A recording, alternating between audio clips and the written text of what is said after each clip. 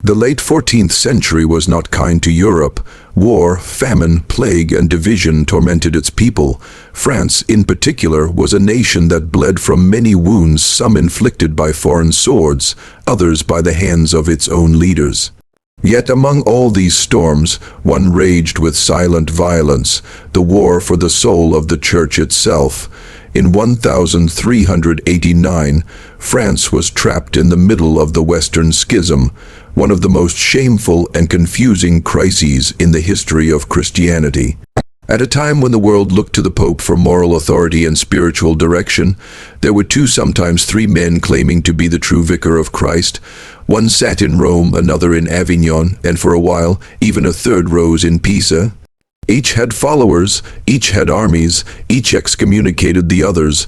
The Church, which had stood for over a millennium as the symbol of unity, had become a spectacle of pride and political power, and the people, the common man who labored in fields, the widow who lit a candle for her lost children, the monk who prayed in silence, they were confused, afraid, and angry.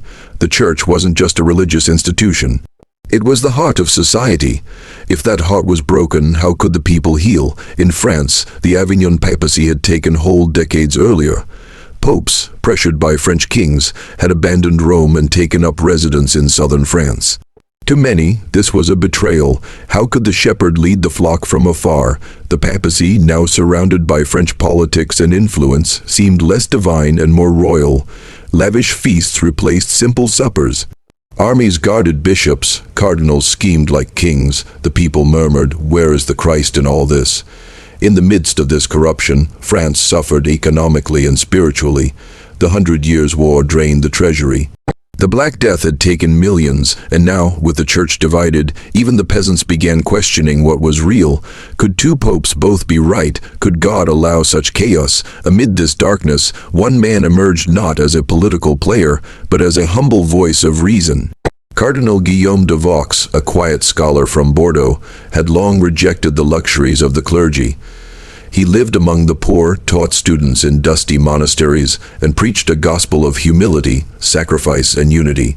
He never asked for attention. In fact, he tried to avoid it, but God has a way of lifting up the unlikely. In 1389, with the schism deepening and chaos worsening, a group of reformist cardinals approached him in secret.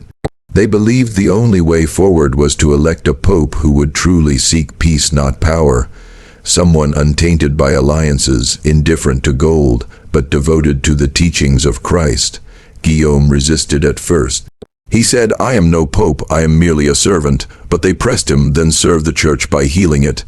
And so, reluctantly, he accepted taking the name Pope Innocent Roman VII, but his election didn't end the war. It only painted a target on his back. Both the Roman and Avignon factions condemned him as a false pope. Political enemies whispered of assassination. The French monarchy, unsure of his loyalty, kept a wary distance. Yet Innocent Roman VII stood firm. He said, "Let the stones fall where they will. I will not build this church with lies." It was a daring position in a time when telling the truth could get you killed. But for the people, especially the broken, the poor, the desperate, his words were water in a dry land. For the first time in years, someone didn't speak in riddles or threats, but with love and clarity.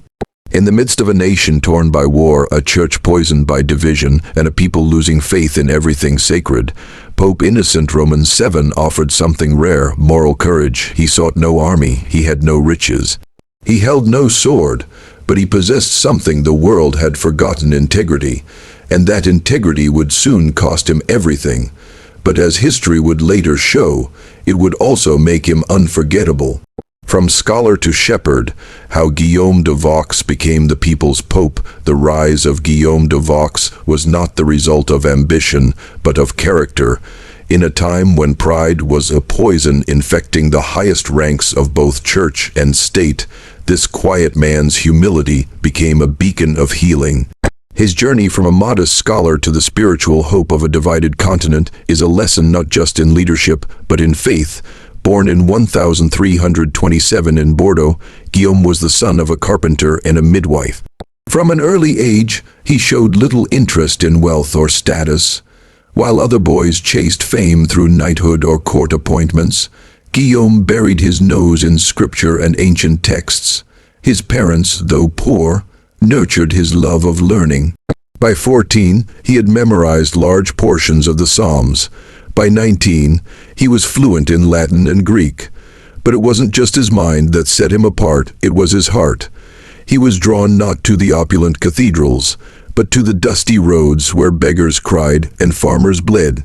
After being ordained, he refused grand offers from wealthy dioceses and instead chose to serve in rural parishes. There, he taught children to read, he buried the forgotten, he washed the feet of the sick. His sermons were simple, but they moved people to tears. He preached not like a prince, one farmer later recalled, but like someone who had tasted our hunger. By the time he was 40, Guillaume's reputation had reached the ears of cardinals in Avignon. They admired his scholarship, but even more his incorruptible soul. He was invited to speak at theological councils, and though he felt out of place among silk-robed clergy, his words often silenced entire chambers. He spoke softly, but his truth thundered. Still, Guillaume never sought power. When offered promotions, he would say, "Let me remain a servant. I do not wish to become a master." But fate would not allow him to stay in the shadows forever. In 1389, after years of chaos during the Western Schism, the church was in ruins. The people were angry, confused, and spiritually abandoned. There were two popes, one in Rome, one in Avignon, each claiming divine authority. Theologians argued, kings schemed, and the faithful wept. The soul of Christendom was being fought over like territory. A group of reform-minded cardinals, heartbroken by the state of the church, sought someone who could unify without conquering, someone whose authority came not from politics but purity. Their search brought them back to Guillaume. At first he declined. He argued, how can a man lead when he is still learning to follow? But they reminded him that perhaps that very humility was what made him the right choice. After days of prayer, fasting, and solitude, Guillaume finally accepted. On a cold November morning in 1389, he was elected and took the name Pope Innocent VII. His coronation was modest, held not in a golden basilica, but in a small chapel in Avignon. There were no armies to celebrate, no trumpets to blast his arrival, only prayers whispered by the poor and candles lit by the faithful. From the start, Pope Innocent VII made his mission clear. I come not to reign, but to reconcile, not to build thrones, but bridges. He refused lavish gifts. He wore a simple woolen robe beneath his papal garments. He dismissed advisors who promoted war and instead gathered theologians and peacemakers. He invited both Roman and Avignon factions to speak openly, without fear of excommunication. His honesty shocked the church, his courage disturbed the corrupt, but to the common people he was a shepherd returned. Under his leadership, the tone of the church began to shift. Pilgrims returned. Monasteries reopened, schools flourished. He re-emphasized scripture, promoted education, and condemned indulgences. He reminded Europe that the church was not a kingdom, it was a family, but not all welcomed his reforms. There were whispers that he was too weak, too naive, too kind. Enemies in both Rome and Avignon plotted to remove him. Kings worried he could not be controlled. Even within his own court, betrayal began to fester. But Pope Innocent VII stayed rooted. He said, "If I must die to restore the soul of the church, then let that death be my greatest sermon." In the years that followed, his actions inspired thousands. Young priests adopted his simplicity, bishops repented of greed, even rival cardinals began to question their alliances. For a brief moment, amidst Europe's darkest hour, one man's quiet rise lit a path forward. He was not perfect, he made mistakes, but in a world starving for sincerity, Pope Innocent VII proved that humility is not weakness, it is the foundation of true strength. And though the road ahead would grow darker, his light never truly faded. When power silenced the voice of purity, the sacred walls of the Vatican were built to shelter truth, cradle faith, and echo the prayers of generations. But history has shown that even the holiest places can harbor shadows. In 1391, what took place behind those gilded doors was not a divine revelation, but a betrayal so deep it nearly silenced a movement of reform and truth. It was the story of how Pope Innocent Roman VII, a man of peace and humility, was betrayed not by pagans or distant enemies, but by those he trusted most, men in robes carrying crosses, hiding daggers in their hearts. Pope Innocent Roman VII's rise was not welcomed by all. His intentions, pure as they were, threatened centuries of unchecked power. The papal courts had grown fat on corruption. Bishops lived like kings. Cardinals collected bribes like taxes. For decades, the Vatican had become a machine, and Innocent's quiet presence was a wrench in its gears. He preached simplicity, honesty, reconciliation, values that would bankrupt those who thrived on manipulation. His reforms came quickly, limiting indulgences, exposing financial abuse, calling for peace between Rome and Avignon, and even refusing royal favors. He cancelled lavish feasts. He redirected gold meant for ceremonies toward orphanages and hospitals.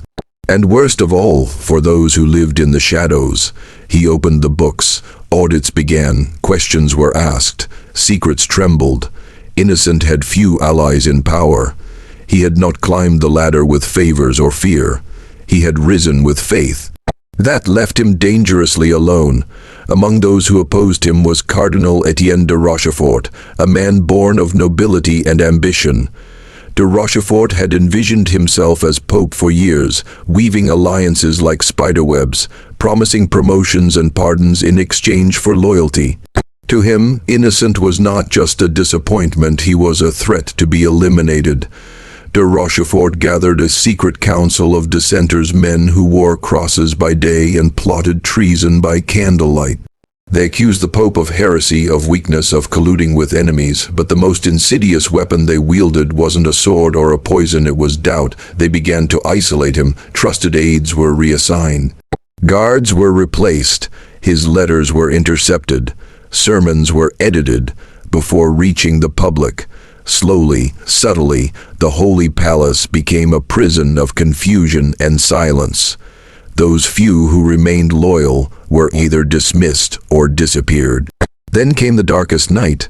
It was during the Lenten fast of 1391 when Pope Innocent Roman VII fell ill. Publicly, it was declared pneumonia, but those closest to him noted something strange. He had not coughed. His skin was flushed, not pale. Whispers of poisoning began, but no investigation was ever launched. Why would there be? The investigators were the very men holding the chalice. As he lay in his chambers, weakened and barely breathing, he requested the sacrament. A young monk named Brother Alaric, a loyal servant, brought the Holy Eucharist.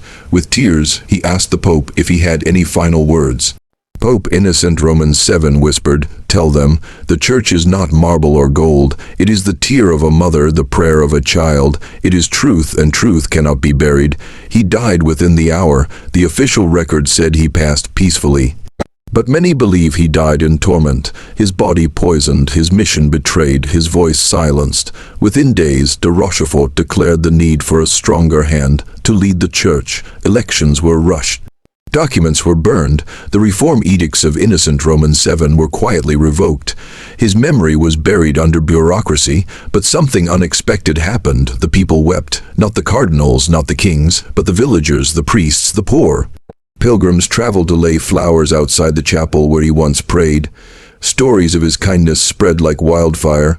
His words, once whispered, became sermons across France, Italy, and beyond. His message had taken root, not in buildings but in hearts. That betrayal, meant to kill a man, only gave birth to a movement. Monks began recording his teachings in secret. Reformers in Germany and England cited his sermons. His quiet life began to inspire louder voices. A generation of priests rose up, not with swords but with compassion. And though the Vatican tried to erase his influence, it couldn't erase his example. Today, scholars agree. While Innocent Roman VII's reign was short and ended in betrayal, His legacy outlived those who conspired against him. And so, the story of betrayal within holy walls is not just about corruption. It's about courage in the face of it. It's about a man who chose faith over fear, truth over politics, and sacrifice over survival. He was betrayed, yes, but he was never defeated. Buried lies, unearthed legacy beneath the cold marble floors of the Basilica of Saint Ben, while in Avignon there lay a tomb that was supposed to erase a name from memory. No grand markings, no gilded scripture, no procession, no songs of farewell, just stone and silence. That was how they thought they could bury Pope Innocent Roman VII. Not just his body, but his ideals, his reforms, his inconvenient truth. But as history has always proven, truth doesn't stay buried, not forever. For nearly 150 years, the Vatican records made almost no mention of Innocent Roman VII. His papal documents had been destroyed or rewritten. Portraits removed, his name a whisper if uttered at all. Officially, he died from illness during a season of unrest. Unofficially, many believed he was poisoned by his own cardinals, those he dared to challenge with integrity and transparency. And yet no evidence was ever produced until the crypt cracked open in 1534 during routine renovations of the cathedral floor. Stonemasons uncovered a forgotten tomb, sealed hastily, lacking the ornate inscriptions normally reserved for papal burial. One of the workers, a novice cleric named Matthew Renaud, noticed the papal ring still clutched to the bony hand of the skeleton. Etched into the inside of the ring was a name, Innocentius Septimus. Innocent Roman VII. The church tried to downplay the discovery. The crypt was resealed quietly, but the news had already escaped the walls. Renaud, disturbed by what he had seen, began researching the lost pope. With help from local monks, he uncovered fragments of original letters, sermons, diaries, and testimonies that hinted at a pope determined to reform a broken institution. Among the hidden parchments was one particular letter addressed to the children of light. In it, Pope Innocent Roman VII warned, "If my voice is ever taken, let my silence be louder. Let truth dig where they bury. Let the stones cry out if the mouths are shut." It was a chilling prophecy. Scholars, emboldened by the find, began asking questions the church had long buried. Why was a pope buried in silence? Why did records of his reforms vanish? Why did his death come so soon after he announced a sweeping audit of the church treasury? More troubling, when Innocent's bones were examined, secretly by a local physician, they revealed the presence of arsenic in the tooth enamel and marrow residue. He hadn't died of natural causes. He had been silenced, murdered, and the tomb had kept the secret. Until now, the revelation sent tremors through Europe. Protestant reformers like Martin Luther pointed to this discovery as evidence of the Vatican's rot. Catholic reformers, too, used the story to push for transparency and purification. Though the Vatican refused to acknowledge foul play, many began viewing Innocent Roman VII as a martyr, a symbol of integrity destroyed by power, but vindicated by time. The irony, the very tomb meant to erase him became the loudest voice he never got to speak. Pilgrims began visiting his burial site, not for worship, but reflection. Artists painted his imagined likeness, often with a sealed mouth and radiant eyes. Writers called him the Silent Shepherd, and in 1572, a French monk named Lucien Barre compiled the surviving writings and sermons of Innocent Roman VII into a book titled The Pope They Couldn't Kill. It was banned in Italy but spread like wildfire in Northern Europe. The truth was out. The tomb, once hidden beneath layers of denial, had become a monument of moral resistance. People from all classes, nobility, peasants, monks, found inspiration in his life. He became a symbol of the quiet leader, one who didn't seek attention or applause, but stood boldly for justice, no matter the cost, and perhaps most powerful of all, his story reminded the world that you cannot silence what is true. You can bury a body, but you cannot bury conviction. You can erase records, but not the memory of a life lived with purpose. You can seal a tomb, but eventually even the stones cry out. Innocent Romans 7 never had the grand funeral of his peers. He never had golden sarcophagi or cathedrals named after him, but he had something far more lasting, a truth too powerful to remain buried. Today, his story lives on not in church dogma, but in the hearts of those who believe in quiet courage, in doing the right thing when it costs everything, and in holding to integrity even when it means standing alone. His tomb couldn't hide the truth, and neither can we. It began not with a shout, but with a cry that echoed beyond stone walls, across fields and marketplaces, through candle-lit homes and royal courts. It was not the cry of war or hunger or even fear. It was the cry of truth long suppressed, and like all things once hidden, once it escaped, there was no containing it. This cry came in the form of a revelation, whispered at first by a grieving widow, then carried by the voices of mothers, farmers, and laborers who had all lost something to the cruelty of silence and deceit. It was the people of Millbrook, Kentucky in 1847, or the faithful of Avignon in 1389, or even revolutionaries in Paris. No matter the century, the message was the same: we were lied to, we will not be silent. The spark may differ in each era, but the flame is familiar. In our story, whether it be a mysterious inn with 43 unmarked graves or the papal tomb that revealed a murder in holy robes, what stirred the people wasn't just the injustice, it was the recognition.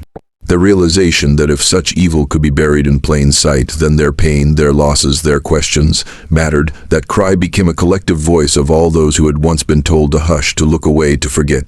It's one thing for a leader to speak out, but when the people cry out in unison from their grief, their rage, and their moral clarity, it shakes nations. At first, those in power tried to muffle the sound. They dismissed it as rumor, they mocked it as conspiracy, they tried to outshout it with announcements, distractions, even threats, but the cry didn't stop. It grew louder, it grew organized, and perhaps most importantly, it grew united. What began with whispers turned into sermons from pulpits, articles in underground papers, letters passed between neighbors, and chants outside city halls. Men who once feared losing their status joined the movement.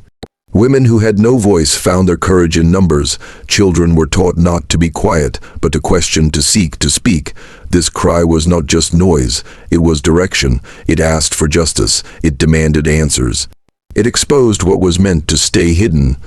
It awakened a sleepy society to the reality that comfort is often built on the silence of others, and that awakening became uncomfortable. That's what truth does. We must understand, the people didn't cry out simply because they were hurt. They cried because for too long their hurt was ignored, their dignity was dismissed, their stories were covered with earth and stone like unwanted bodies in an unmarked grave. The cry was for the children who never returned home, for the leaders who were murdered for telling the truth, for the victims buried beneath inns, under churches, within the pages of forgotten history. The cry was for them all, and it echoed because we still hear it. We hear it in every community that refuses to let corruption go unchecked, in every town that demands accountability, in every survivor who dares to tell their story, knowing full well they might be doubted or dismissed. We hear it in every modern whistleblower, every mother holding up a picture of her missing child, every father digging through records that were meant to stay buried. When the cry stirred the people, it didn't just wake them up, it connected them. It reminded them that silence is not peace, and that history isn't finished just because it's old. It showed them that sometimes the only way forward is to look backward, to dig up the truths that others tried to bury. And maybe the most powerful thing about that cry is this: it didn't fade. Years may pass, monuments may fall, books may be rewritten, but when a people are stirred by truth, when they cry not for vengeance but for justice, not for control but for clarity, that cry becomes eternal. It passes through generations like a sacred torch, each new hand carrying the responsibility to speak, to remember, to never let it happen again. So when we think of that inn in Kentucky, or the sealed tomb in Avignon, or any of the places where unspeakable things were hidden beneath polite society, let us remember, it wasn't just the act that mattered, it was the response, it was the cry that stirred the people, and may we never forget that we are the people.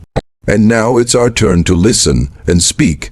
Every historical story we uncover, whether it's from a dusty town in 1847 Kentucky or a cathedral vault in 14th century France, isn't just about the past, it's a mirror. A reflection not of who they were, but of who we are now. What happened in those quiet hills or beneath grand church ceilings might feel distant in time, but the themes echo through our modern world. Truth versus secrecy, power versus justice, love versus betrayal. And in these echoes we find urgent reminders that history never truly ends. It just changes form. The story of the 43 graves at Millbrook Inn, or of the Pope sealed alive in a marble tomb, aren't simply macabre tales to chill the spine. They are lessons. They reveal how evil often wears the mask of righteousness, how harm can be committed not just by villains, but by people trusted to care, lead, or protect. They show how silence, whether out of fear, shame, or tradition, can become the accomplice of injustice. And in today's world, this matters more than ever. We live in an age where information is abundant, but truth is often elusive. We're bombarded with stories, some real, some distorted, and it's easy to become numb. But these stories from history, raw and unfiltered, ground us. They cut through the noise and say, look, this happened and it mattered. So what does this story mean today? 1. It teaches us to question what's hidden. Behind polished doors in quiet institutions and even in the most sacred spaces, abuse can be concealed, power can be misused. This story urges us to keep asking hard questions, to challenge the idea that tradition is always right or that silence equals peace. The past has taught us that what's buried, literally and figuratively, must be brought to light before healing can happen. 2. It warns us about the danger of blind trust. The sisters who ran Millbrook Inn were seen as symbols of generosity. The Pope in Avignon wore robes of purity and peace, but appearance is never the full story. Today, we're reminded not to let charisma replace character, not to let status silence scrutiny. Even those who appear noble must be held accountable. 3. It speaks to those who are grieving and searching. Many of us walk through life carrying invisible burdens, unanswered questions, unresolved loss, or a sense that something isn't right. These stories validate that feeling. They remind us that justice delayed isn't always justice denied, and that persistence in the face of resistance can lead to revelation. The father who never stopped looking for his daughter, the community that refused to forget the missing. These are heroes. Today, their legacy tells others, don't give up. Your truth deserves a voice. 4. It calls us to speak even when our voice shakes. Throughout history, there are always a few who dared to speak up before it was safe. A child who escaped and told their tale. A journalist who followed rumors others ignored. A widow who whispered the truth until someone listened. These voices, once small, became the roar of reform. Today, you might be that voice. And this story shows you that one voice can change everything. 5. It reveals that justice requires community. No one brings change alone. The trial that shook a town didn't start in the courtroom. It started in the streets, in conversations, in shared sorrow and shared courage.